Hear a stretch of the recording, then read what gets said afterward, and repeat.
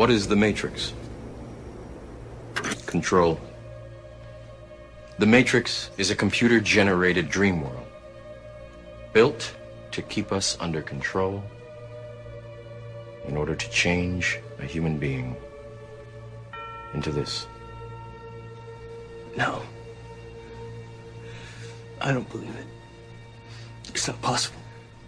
I didn't say it would be easy, Neo. I just said it would be the truth. Stop. Let me out. Let me out! Well, the foundation of the whole suppression of humanity is to sell us from cradle to grave a false self-identity.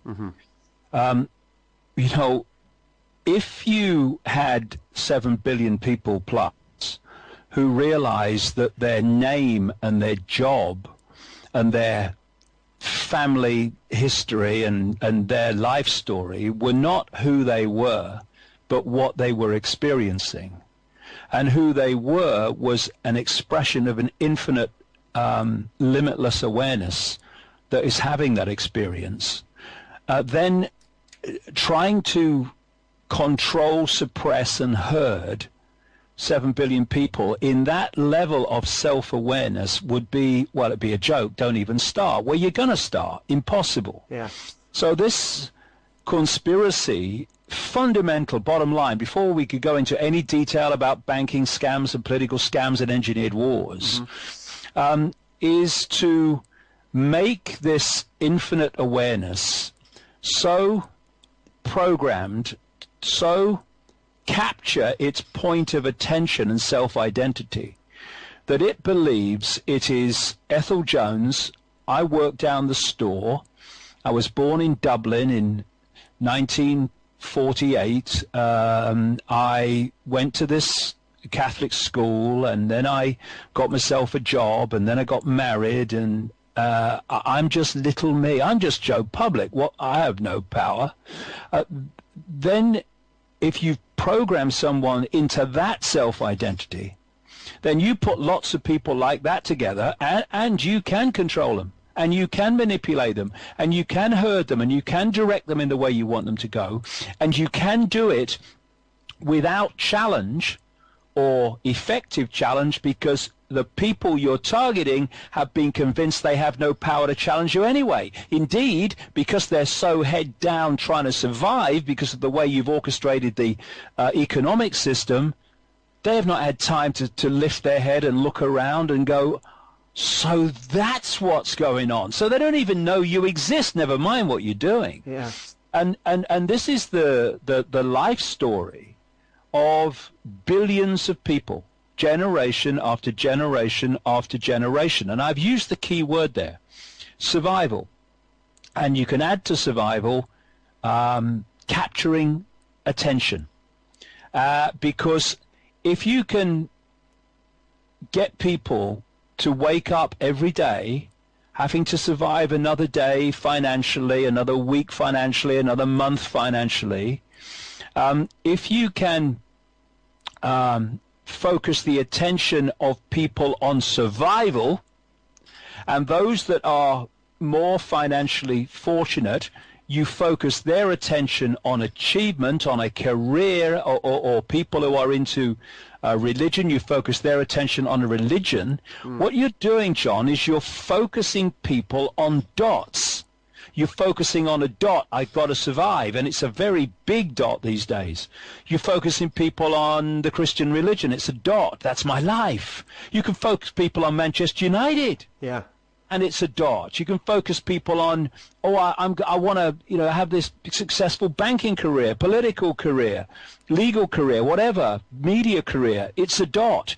And when you're looking at a dot, in that focus, you lose peripheral vision. And it's in the peripheral vision where the dots connect. And if you're only focusing on one, you're not even seeing most of the others, never mind seeing they're actually expressions of the same tapestry.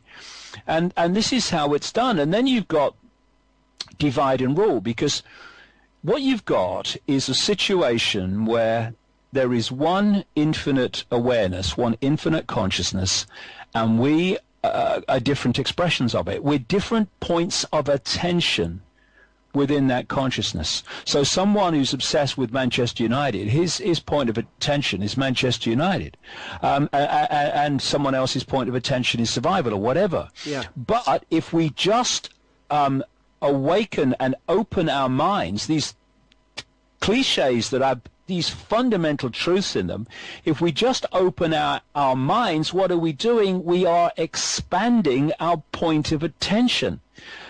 We're no longer totally myopically focused on one dot. Now we're kind of expanding our point of attention. We're starting to encompass other dots. Now we've got a chance of seeing how they connect. Symbolically, it's like standing in front of a wall about half an inch away, and you're staring at that wall, and you're trying to work out what's going on. You're trying to work out what it is. You're trying to work out where you are.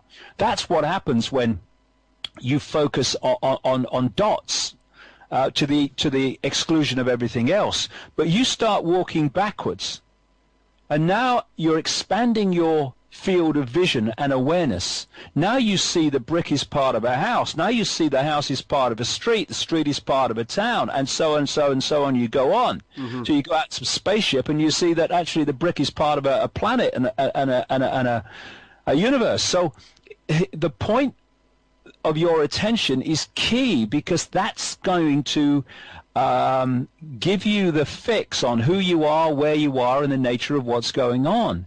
And this is why it's so important. If people do not have any kind of open mind, they shouldn't listen to a word I say, because they're wasting their time, and they should never come to an event or read any book of mine. Absolute waste of time, because it's challenging people. Not saying you must believe this, but it's challenging people to encompass a greater view of everything, to see how the dots connect. The Earth is interpenetrated and circled with a vast network of energetic force lines. Some people call them ley lines. Other people call them meridian lines. The Chinese call them dragon lines, etc.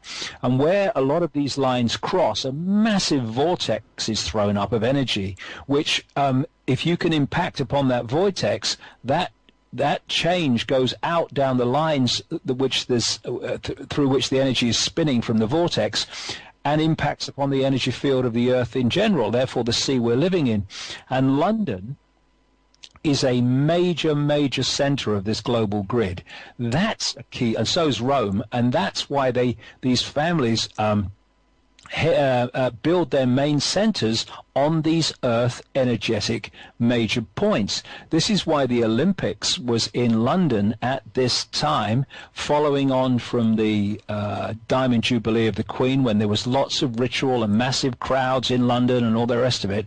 And the opening and closing ceremonies, won't go into them now, it's a program in itself, but they were orchestrated to play the energy. For instance, I'm talking about focuses of attention.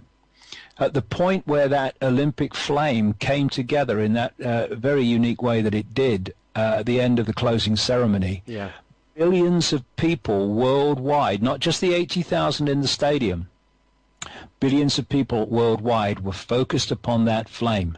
And there's a very true line that goes, energy flows where attention goes.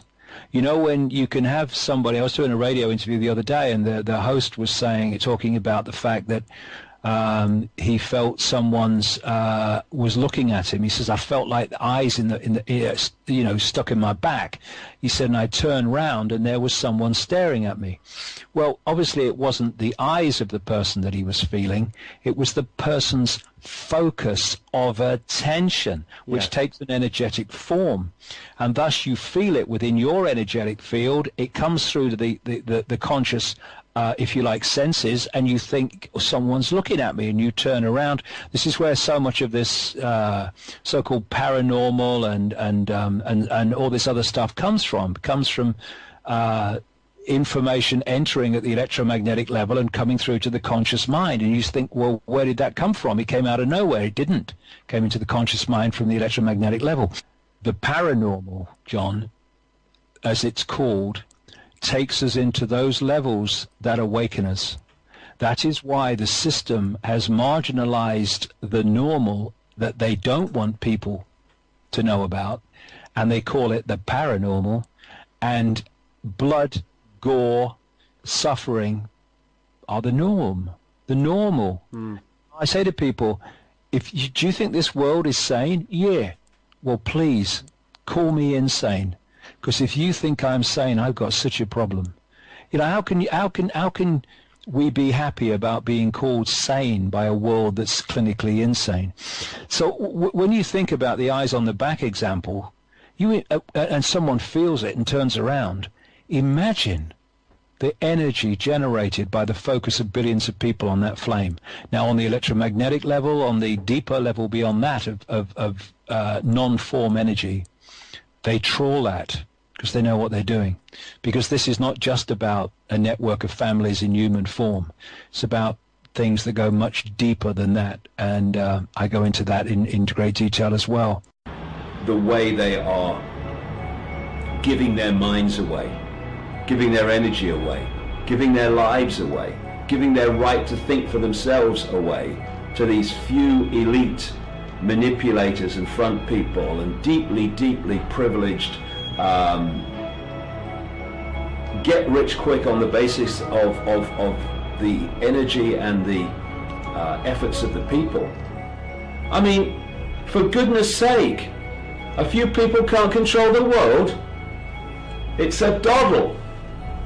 And what we're actually seeing, because we're obviously moving, if you get deeper down the rabbit hole, deeper into where this is coming from, and entities that are behind these elite bloodlines I've been exposing for so long, entities that operate outside of human sight but feed off human emotional energy, low vibrational emotional energy, and indeed in many ways emotional energy in general.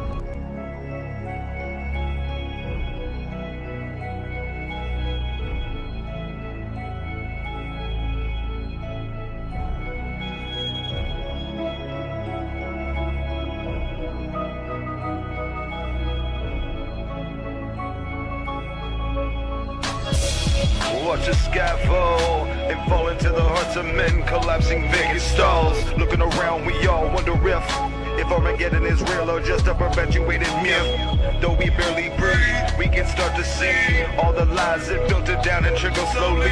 Mainstream TV, radio, they want you to know that day's final, but only with American Idol. Woe is me, you can start to see when things ain't the way you thought them to be. Perception changed, and you like me. This ain't the way I remember growing up, man. Playing kickball, laughing hard then, and we run off into the sun again. But we grew hard from time to time, and emotions span on thin lines. Collapse, vacant, stones around you. Let 'em go.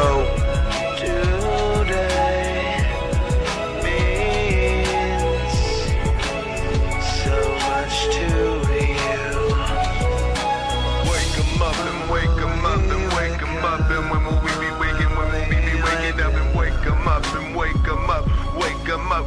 we be waking? When will we be waking up? Wake 'em up, wake 'em up, wake 'em up. When will we be waking? When will we be waking up? And when will we be waking up? And when will we be waking up? I'll wake 'em up, I'll wake 'em up.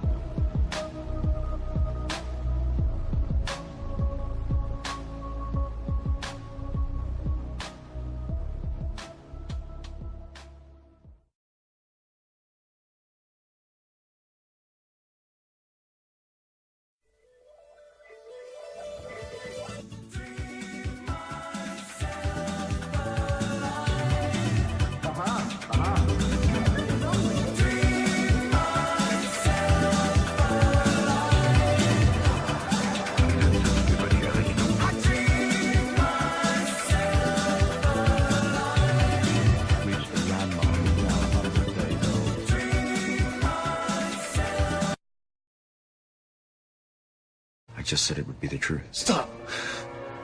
Let me out. Let me out. I want. Well, the foundation of the whole suppression of humanity is to sell us from cradle to grave a false self-identity. You know, if you had 7 billion people plus who realize that their name and their job... What is the Matrix? Control.